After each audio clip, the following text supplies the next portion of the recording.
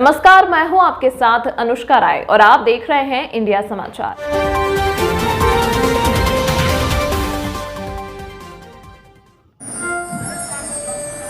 अयोध्या हनुमान बाग के प्रांगण में संत शिरोमणि पूज्य डॉक्टर वसंत विजय जी महाराज के मुखारबिंद से हो रहे राम राज्य अभिषेक महाकथा में भगवान मर्यादा पुरुषोत्तम भगवान श्री राम विश्वामित्र के आश्रम में तालिका नामक राक्षसी व अन्य राक्षसों को मारकर विश्वामित्र के आश्रम को इन राक्षसों के आतंक से मुक्त कराया। गुरुदेव के इस कथा का श्रवण करते हुए हजारों श्रोताओं ने मंत्रमुग्ध होकर कथा का आनंद लेते हुए महालक्ष्मी यज्ञ में अपनी उपस्थिति दर्ज कराई। अध्यक्ष से रिपोर्टर नीरज श्रीवास्तव, कैमरामैन कार्तिक श्रीवास्तव के साथ। ऐसे भगवान ने आशीर्वाद परम प्रियमयी तपस्या को स्वीकार करते हुए कहते हैं, हे कश्यप ऋषि, तुम दशरथ के रूप में अयोध्या में जन्म लोगे और ये अदिति देवी कौशल्या बन के अयोध्या की बहू बनेगी और मैं राम बन के आपके बेटे के रूप में वहां प्रकट हो जाऊंगा और आपके तपस्या की प्रार्थना को मैं इस प्रकार से आपको दशरथ के रूप में और कौशल्या के रूप में मैं राम के रूप में पाके पूर्ण करूंगा। ऐसे भगवान ने आशीर्वाद दिया और समय पाके कौशल्या माँ ने जब जन्म दिया बालक को, बालक बड़ी तीव्र शक्तिशाली प्रकाश युक्त सहस्र सूर्य के समान तेजस्वी शंख चक्र पद्म गदा युक्त जन्म लिए बालक को कौशल्या माँ प्रणाम करे, भगवान हंसते कहे, अब मैं तेरा बेटा बनने वाला हूँ। तुरंत को अपनी माया को समेट के सुंदर बालक के रूप में प्रकट हो जाते हैं और सुमित्रा माता के दो पुत्र कई इनके भरत जी बड़े हो रहे हैं। दशरथ जी को तो राम लल्ला को देख के मन में ऐसी व्याकुलता होती है, भोजन करते हैं तो कवल को बाद में ढूंढते, राम को पहले ढूंढते। अगर राम लल्ला नहीं दिखते हैं तो दशरथ जी व्याकुल होकर कौशल्या माता को कहते हैं, कौशल्य जल्दी मेरे राम को ले आओ, यहाँ वहाँ ढूंढे, बच्चा कहीं खेल रहा हो।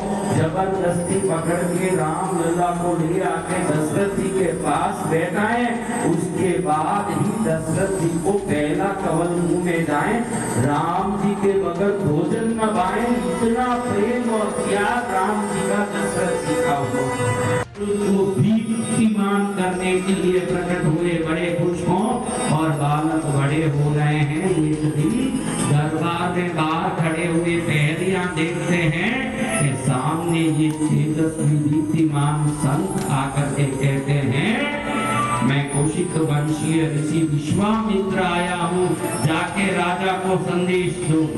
और जैसे पहरेदार जाके राजा दशरथ को संदेश देते हैं कि द्वार पर तेजस्वी परम शक्तिशाली परम तपस्वी तपोधन से विश्वामित्र ऋषि आए हैं। सुनते ही दशरथ राजा के मन में अति उल्लास और उमंग हुआ। आगे चल के स्वागत करने गए संत का आप ध्यान रखना, इस जीवन में कभी कोई संत का दर्शन हो जाए तो आप वो संत देखने में छोटे हो, बड़े हो, काले हो, मोटे हो, जैसे हो तैसे हो, संत को देख के ही झुक के प्रणाम कर लेना। ज्ञानों की सिद्धि को आप माप नहीं पाओगे, संतों की सिद्धि दशरथ राजा थोड़े थोड़े जा रहे हैं कि धन्यवाद मेरे विश्वामित्र महर्षि आए मेरे घर पे, द्वार पे बुला के अपने सिंहासन के समस्त सिंहासन पर बैठा करके चरण में सोने का पाटा थाल लगा के गंगा जल से पैर पखाल के नमस्कार करके दशरथ राजा कह रहे हैं कि प्रभु रघुकुल में सूर्य उदय हुआ, आप पधार गए हमारे अयोध्या में, आपको कोटि कोटि प्रणाम। आप जिस प्रकार के उद्देश्य से भी आए हो, मैं उस उद्देश्य को पूरा करूंगा, आप जो चाहते हो मैं दूंगा। रघुकुल प्रतिज्ञा प्राण जाए पर वचन तो मैं वचन देता हूँ, आप जो इच्छा करोगे वो मैं दूंगा। जिस कार्य के लिए आप आए हो वो कार्य पूरा करूंगा। आप आपके आने का उद्देश्य फरमाएं, आप आने का कारण फरमाएं, मैं तुरंत उसको पूरा करूंगा। क्या धरती को कंबल बनाना है कि आकाश को चटाई बनाना है कि पाताल को तोड़ के अंदर जाना है, मेरे लिए क्या सेवा है महाराज। विश्वामित्र कह रहे हैं कि भाई दशरथ, मैं सिद्धाश्रम में बड़ी ही भाव से साधना कर रहा हूँ, लेकिन सुबाहु एवं मारीच नाम के 2 राक्षस मेरे हर पूजा भक्ति में विघ्न करते हैं। रक्त और मांस कुंड को पूर्ण रूप से ध्वंस, इसलिए मेरी इच्छा है कि 2 और उनकी रक्षा से मेरे सर्व कार्य सिद्ध हो जाएंगे। सुनते ही दशरथ जी को जैसे बिजली का आवाज सुना हुआ सांप लगता है, कंपता है, वैसे कंपन हुआ कि महाराज छोटा सा बालक राम क्या संभल पाएगा, बोलो तो मैं अक्षोहिणी सेना लेके खुद आऊं, कौन है वो सुबह हमारी उसका धूड़ धूड़ कर दूं, लेकिन आगे छोटे बालक को क्या मांगते हो, वो बालक क्या कर पाएगा, अभी 16 वर्ष का भी पूरा नहीं हुआ वो राम, वो आपके साथ आके वो बालक क्या करेगा, महाराज मैं चलता हूँ आपके साथ। दशरथ राजा को पुराना श्राप याद आ रहा है कि तू पुत्र वियोग में तड़पते मरेगा। उनको मन में लगा कि कहीं विश्वामित्र ऋषि ले जाए, वहां कोई अनर्थ हो जाए, भेजना अनर्थ है। विश्वामित्र ऋषि कहे अभी तो तूने कहा कि प्राण जाए वचन न जाए, और अब तू अपने प्राण को मोड़ता है, रख ले अपने बेटे को, खुश रहना अपने राज्य से, मैं निकलता हूँ यहाँ से, देख लो इसका परिणाम। पास में बैठे हुए वशिष्ठ ऋषि सुन रहे सभी बात, दशरथ राजा का शरीर कंप रहा है कि विश्वामित्र ऋषि बड़े क्रोधित हो रहे हैं, बड़े कुपित हो रहे हैं। इतने में वशिष्ठ ऋषि ने दशरथ राजा को समझाया, राजन ये चाहे तो उसी क्षण में सभी बड़े से बड़े राक्षसों को समाप्त कर दे, इनकी तपोबल के सामने संसार में कौन टिक सकता है। ये राम को अपनी रक्षा के लिए नहीं ले जा रहे हैं, राम का मंगल करने राम को साथ ले जा रहे हैं, इसलिए तुम चिंता मत करो, इनको भेज दो साथ में। मना करना उचित नहीं है, तुमने अब कहा कि जो कहोगे वही होगा, और अब अपने वचन से मुकरना ठीक नहीं है। इनके साथ राम को भेजने से राम और भी प्रदीप्त होकर के, देदीप्यमान होके, प्रकाशमान होके और शक्तिमान सिद्धि युक्त बन के आएंगे, इसलिए निश्चित होके राम को भेजो, सोचो मत एक क्षण के लिए। सुनते ही दशरथ महाराजा को थोड़ी शांति हुई, मन में एक आश्वासन हुआ कि भेजू राम को, तुरंत खैरियों को भेज के राम को बुलाया। जैसे ही राम जी आए तो छाया की तरह चलने वाले लक्ष्मण जी भी बिना बुलाए साथ साथ आ गए और कह रहे हैं क्या आज्ञा है तात। राम तुम जाओ, विश्वामित्र ऋषि आज से तुम्हारे संरक्षक हैं, वो जैसे कहे वैसा काम करना, ये मेरा आदेश है। जब वो कहे तभी वहां से वापस आना, तुमको उनकी सेवा में सुपुर्द करना हो, जैसी आज्ञा पिताजी। पिता ने हमको योग्य बनाया, कानूनवान बनाया, जोड़ जोड़ अपनी संपत्ति का बना दिया, हम पर किया बड़ा उपकार। शांत शक्ति से कोई प्राणी यहाँ आता नहीं है, छोटे से छोटे पक्षी, चींटी से लेकर बड़े से बड़े पशु तक समाप्त हो गए। अब तुम्हारा काम है राम कि इस ताड़का को समाप्त करना है। किसको समाप्त करना है? ताड़का को। ताड़का को समाप्त कर राम जी हाथ जोड़ के कहते हैं प्रभु आपने जो कहा वो शिरोधार्य है, लेकिन मैंने अपने आचार्य गुरुजनों से पढ़ा है कि स्त्रियों का वध अधर्म है, अकरणीय है, तो ये स्त्री होने वाली ताड़का का मैं कैसे वध कर सकता हूँ प्रभु, ये मुझे उचित नहीं लगा, ये मेरा मानना है। अरे राम, स्त्री उसे कहते हैं जिसमें स्त्री उचित गुण हो। जो राक्षसी कई ब्राह्मणों को, कई विद्वानों को, ऋषि मुनियों को पकड़ के खा गई हो, उसके रहने से तो धरती में धर्म का नाश हो रहा है। तुम धर्म का विजयी और धर्म का संरक्षण करने जन्मे हो, और अधर्म करने वाली प्राणी स्त्री हो, पुरुष हो, पशु हो, राक्षस हो, पक्षी हो, अधर्मी का समाप्त करना ही धार्मिक का लक्षण है। अधर्म को समाप्त करना ही धार्मिक व्यक्ति का लक्षण है। तो तुमको जरूर ताड़का को समाप्त करने में आगे आगे आना चाहिए। गुरुदेव, मेरे पिताजी ने आज्ञा दिया था कि आप जो कहें वो करें, लेकिन आपने अपने तर्क से साबित किया अधर्मी किसी भी वर्ण का, किसी भी रूप का, किसी भी वेश का हो, अधर्मी का समाप्ति ही धार्मिक व्यक्ति का लक्षण है। तो मैं निश्चित ताड़का का वध करके रहूंगा। इतने में राम जी ने अपने धनुष उठा के 3 बार उसके प्रत्यंचा को खींच के ठंकार किया। जैसे ठंकार की आवाज बादल में गिड़गिड़ा के जाके बिजली की तरह कौंधने लगी, तुरंत विकराल रूप लेके ताड़का हा करती करती पहुंची। बड़े बड़े तीक्ष्ण दांत, काला रूप, पर्वत जैसे विकराल रूप लेके ताड़का अपने बड़े बड़े शरीर के अंगों को लेके ऐसे आने लगी।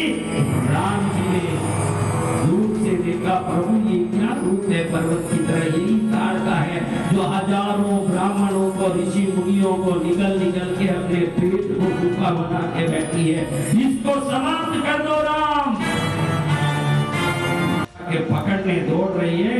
राम जी ने एक तीर मारा, वो तीर जैसे ही आगे निकला 2 तीर बन के एक ही क्षण में ताड़का के दोनों हाथ को काट के नीचे गिरा दिए। जैसे ही दोनों हाथ टूट गए, कट गए, ऐसी कोपित हो गई ताड़का का मेरा हाथ काटने वाला कौन है, चिल्लाती हुई आगे बढ़ी। इतने में राम जी ने भयंकर वेग से अपने वायव्यास्त्र का प्रयोग किया। जैसे ही वायव्यास्त्र का प्रयोग हुआ, ताड़का के ऊपर अस्त्र पड़ते और अपनी माया से राम जी को पकड़ने आई और राम जी ने अग्नि अस्त्र को छोड़ा, ताड़का के छाती पर जाने लगा। इतने में विश्वामित्र जी ने कहा, संध्या होने आई राम, इसके साथ तुम खेल कूद मत करो, जैसे ही रात होगा ये राक्षसों का बल बढ़ जाएगा, जल्दी इसको समाप्त कर दो। उसी समय राम जी ने ब्रह्मास्त्र को याद किया, उसी समय ब्रह्मास्त्र छोड़ा। एक क्षण में ब्रह्मास्त्र सीधा ताड़का की छाती में गया। करोड़ों ऋषि मुनि संत ब्राह्मण वेद विद्वानों को परेशान करके मारने वाली ताड़का राम जी के हाथ से क्षण में समाप्त होके बड़ी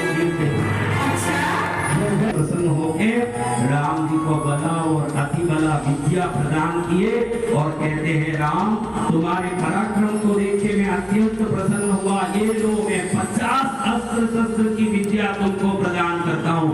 अब राम जी को लगा कि विश्वामित्र जी अपने संरक्षण के लिए मुझे नहीं लाए हैं, मेरी कीर्ति और यश को दुनिया में दिखाने के लिए मुझे ले आए हैं। मुझे गुरु अपने शिष्य से क्या काम लेगा, शिष्य का कल्याण करने के लिए गुरु शिष्य को सेवा देता है। आज मैंने आपसे ये समझ लिया, गुरुदेव आपको प्रणाम है। आगे राम जी जा रहे हैं, सिद्धाश्रम में पहुंचे, बड़े ठाट बाट से स्वागत होता है। सिद्धाश्रम श्री विश्वामित्र ऋषि के साथ सभी ऋषि मुनियों का निवास स्थान है। उसके पहले ही जाते हैं तो विश्वामित्र बताते हैं ये गौतम ऋषि का स्थान है राम। यहाँ अहल्या को देख के मोहित होके इंद्र आया और अहल्या के साथ सहवास किया। गौतम ऋषि को गुस्सा आया, अहल्या को श्राप दिया, इस पत्थर में अहल्या तुम्हारी इंतजार को पुनर्जीवित करो, उनको रूप दो, इससे उनका भी कल्याण होगा, तुम्हारा भी कल्याण होगा। ऋषि पत्नी के श्राप से उनको मुक्त करने का परम श्रेय तुमको प्राप्त होगा। तुरंत राम जी ने अपने दिव्य स्पर्श से उस पत्थर को स्पर्श करते वो पत्थर गौतम पत्नी अहल्या में परिवर्तित हो गया। ऋषि पत्नी खड़ी होती है, प्रभु आपने धन्य धन्य बाग आपके लिए कब से इंतजार करते बैठे।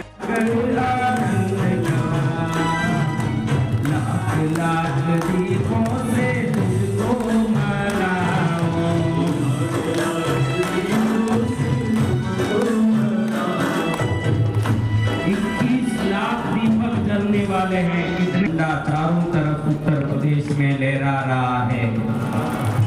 जहाँ कुछ राज्यों में राक्षस राज्य कर रहे हैं आज भी भारत में, और जहाँ ऐसे यशस्वी मुख्यमंत्री उत्तर प्रदेश में हैं जिनके हाथ में सनातन धर्म की ध्वजा बड़े ही उल्लास से फरक रहा है।